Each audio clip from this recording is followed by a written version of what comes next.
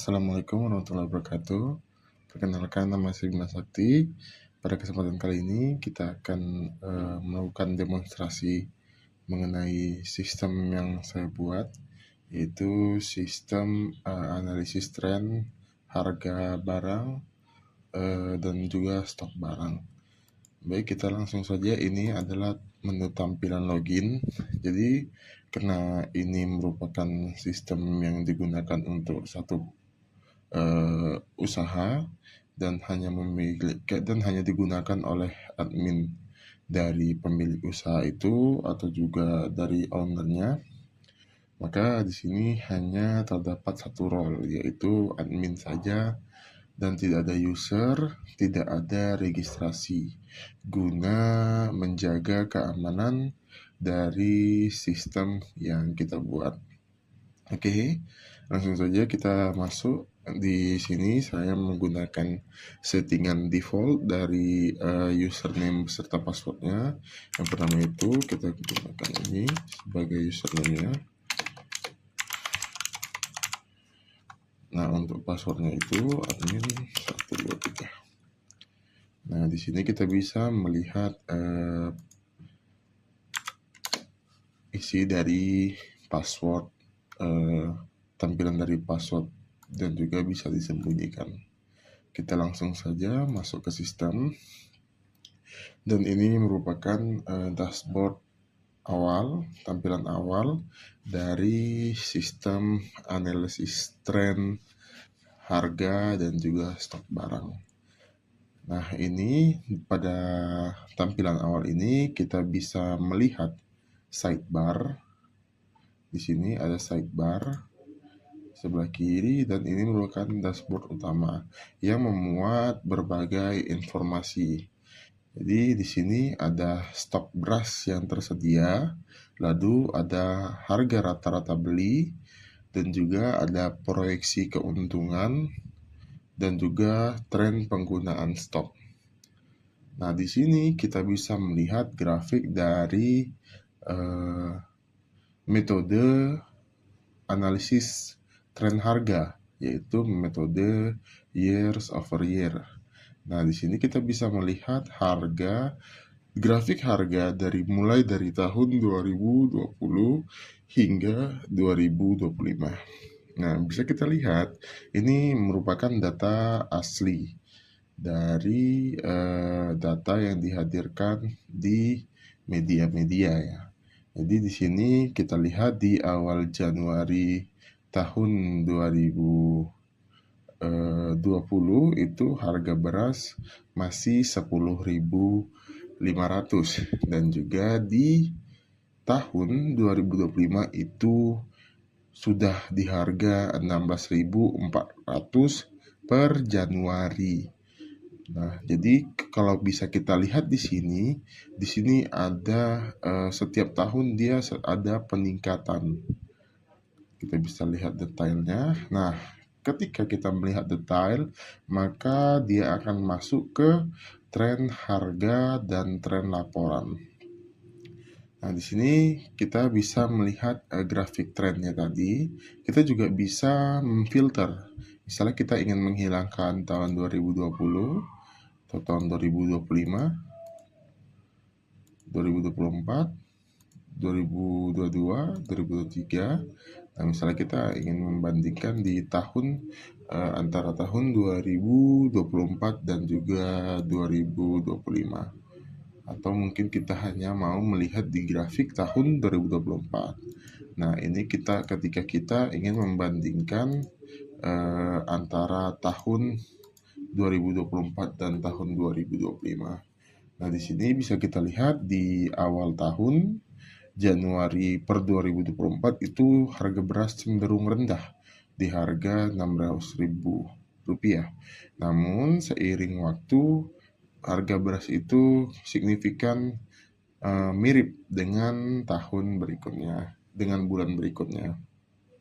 Nah, dari grafik ini, maka sistem akan membuatkan sebuah rekomendasi, yaitu menggunakan sistem years over years. yaitu membandingkan antara kenaikan harga dari tahun lalu dan juga tahun-tahun sebelumnya dikalkulasikan dengan harga tahun ini. Maka akan muncul tabel rekomendasi pembelian per bulan. Nah, bisa kita lihat di sini, misalnya pada awal Januari tiap tahun itu harga beras cenderung rendah. Nah, maka lebih direkomendasikan atau sangat direkomendasikan itu membeli beras di awal tahun, dan juga dimulai dari Februari hingga Agustus itu disarankan. Namun untuk September, Oktober, November, dan Desember itu cenderung normal atau mulai ada kenaikan harga. Selanjutnya ini ada perbandingan harga dari tahun 2024-2025. Kita juga bisa mengganti tahunnya di sini. Misalnya kita dari tahun 2024, maka dia akan membandingkan harga dengan 2023. Karena berhubungan 2025, maka di sini, nah kita bisa lihat di sini. Jadi di Januari itu cenderung ada kenaikan harga di 2,50%. Nah, di Februari itu mulai ada penurunan harga. Perbandingannya antara Februari tahun 2024 dan tahun 2025. Begitu seterusnya. Lalu di sini kita bisa melihat perkiraan cuaca dari ramalan cuaca di tahun 2025 misalnya. Jadi kayak sini kita bisa melihat cuaca dan dampak dari panennya. Misalnya di Januari itu curah hujan cenderung ringan di sekitar 150 mm. Nah, maka panennya itu cenderung normal. Namun ketika kita masuk ke Februari, maka di sini perkiraannya adalah panen raya. Maka di Februari hingga ke Mei itu terdapat penurunan harga. Nah, selanjutnya di Maret, April, Mei itu cenderung normal. Nah, di Juni dan Juli itu cenderung cerah. Jadi penjemuran dari beras itu dia cenderung membaik kualitasnya. Misalnya kita bandingkan dengan 2023. Nah, maka di sini kita bisa lihat ya, di sini cerah, kondisinya normal, sangat cerah. Ini bisa berpotensi kekeringan. Lalu kering, tanam mundur, ada panas terik di sini, hama cenderung meningkat. Jadi dari perkiraan ini, dari kondisi cuaca hingga dampak panen, kita bisa memperkirakan waktu terbaik untuk membeli beras. Selanjutnya ada kita masuk ke menu berikutnya, itu catatan pembelian beras. Misalnya kita ingin memberi beras di bulan Januari, awal Januari, berarti di tanggal 1. Misalnya kita ingin membeli 500 kg beras di harga, kita lihat kalau di Januari dia cenderung harganya, misalnya kita ambil di harga 16.500.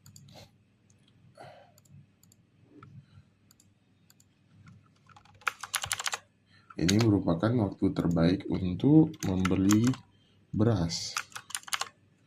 Nah, kita tambah catatan pembelian. Sini akan muncul notifikasi data pembelian beras berhasil dicatat.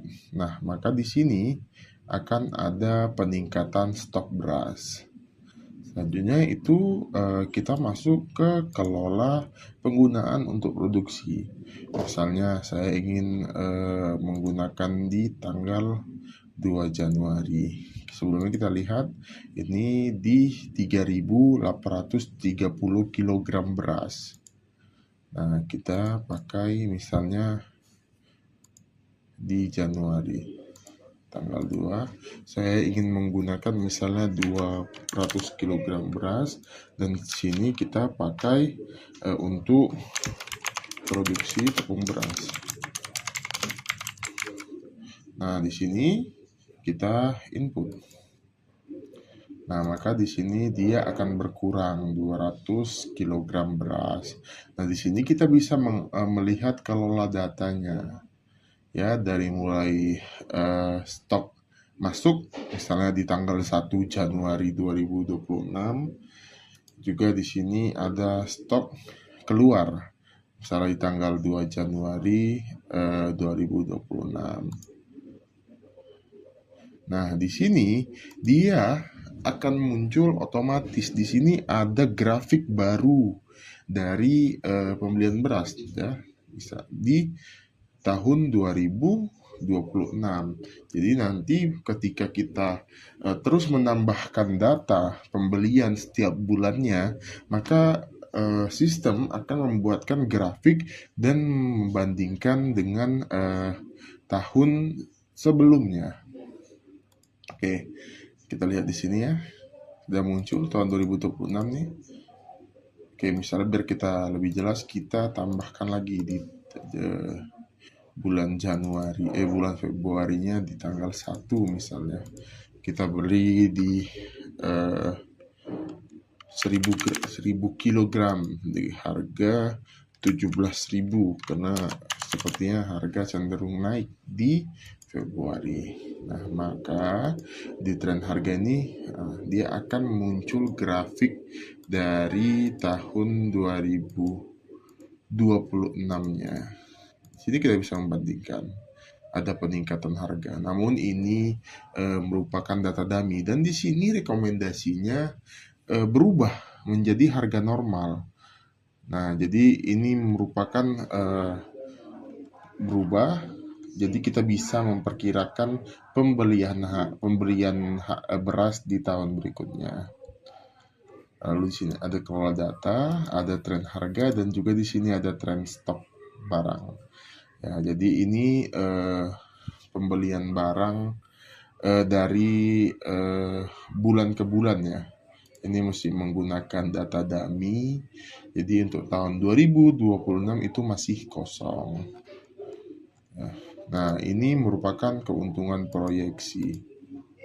Misalnya kita di Februari, maka akan muncul penggunaan bahan baku itu ada di 6.600 ya, ini dummy per Februari 2025. Maka total biaya bahan baku itu di 107.580.000 dan proyeksi margin keuntungannya itu kita ambil 30% dari data dari perusahaannya, maka keuntungannya itu per bulan per Februari 2025 itu Rp32.274.000. Jadi total nilai jual proyeksi atau reference itu di Rp139.854.000. Nah, mungkin ini saja sistem dari analisis tren harga dan juga stok barang menggunakan metode YOY atau years over years. Mudah-mudahan sistem ini dapat berguna bagi rumah usaha tepung beras dingin untuk kedepannya untuk lebih memaksimalkan pencatatan serta pengambilan keputusan untuk pembelian beras. Oke, kita logout terlebih dahulu, maka dia akan tampil ke halaman utamanya lagi. Mungkin ini saja pemaparan dan demonstrasi dari sistem yang saya buat. Apabila terdapat kekurangan, saya mohon maaf. Dan saya sudahi dengan Assalamualaikum warahmatullahi wabarakatuh.